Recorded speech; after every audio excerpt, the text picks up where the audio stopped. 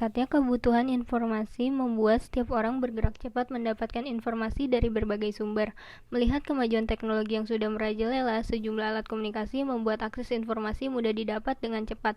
Namun, sejumlah sumber informasi di internet atau media sosial menjadi kurang terkontrol.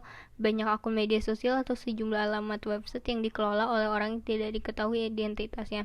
Sejumlah akun justru bersifat anonim hingga nilai kebenaran berita juga sulit dipertanggungjawabkan.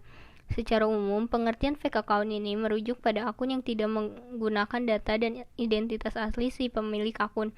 Data-data yang digunakan meliputi nama, foto, alamat, dan lain-lain. Fake account tersebut sering dijumpai di Twitter, Facebook, Instagram, layanan chat, dan akun media sosial lainnya.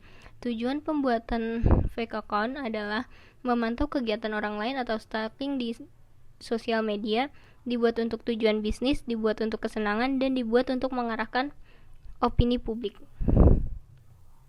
Undang-Undang Nomor 11 Tahun 2008 tentang Informasi dan Transaksi Elektronik, yaitu pada pasal 35, di mana setiap orang dengan sengaja dan tanpa hak atau melawan hukum melakukan manipulasi, penciptaan, perubahan, penghilangan, pengerusakan informasi elektronik dan dokumen elektronik dengan tujuan agar informasi elektronik atau dokumen elektronik tersebut dianggap seolah-olah data yang otentik. Pada pasal 51 ayat 1, di mana setiap orang yang memenuhi unsur sebagaimana dimaksud dalam pasal 35 dipidana dengan pidana penjara paling lama 12 tahun dan atau denda paling banyak 12 miliar rupiah.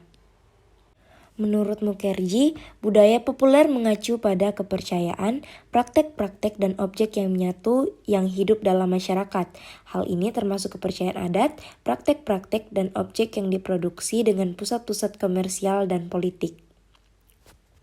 Budaya cashless. Cashless society adalah kondisi di mana masyarakat tidak lagi bertransaksi menggunakan uang tunai, namun beralih menggunakan uang elektronik maupun alat pembayaran menggunakan kartu.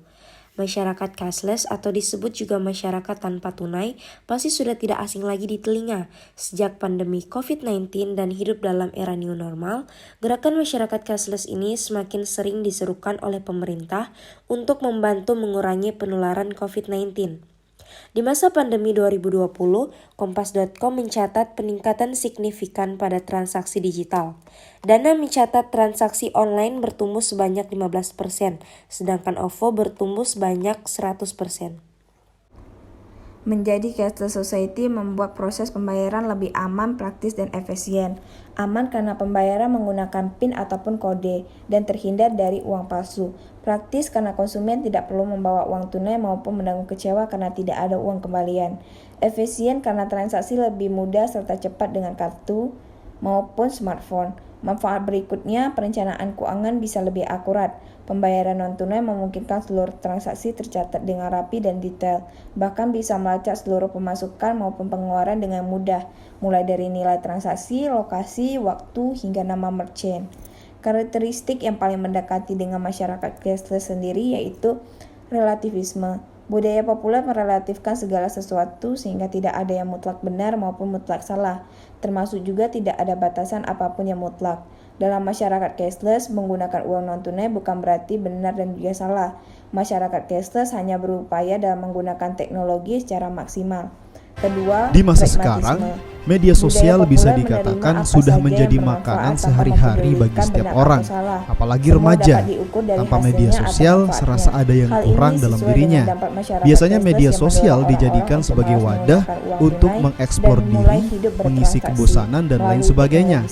Menurut Hotsite, dari total populasi penduduk Indonesia yang sekitar 272,1 juta, ada sekitar 160 juta yang aktif di media sosial.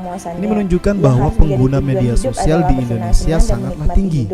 Kita tahu media sosial sangat dibutuhkan oleh orang-orang di zaman sekarang ini, baik untuk kepentingan komunikasi maupun marketing sebuah usaha. Namun selain banyaknya sisi positif, ternyata banyak juga dampak buruknya.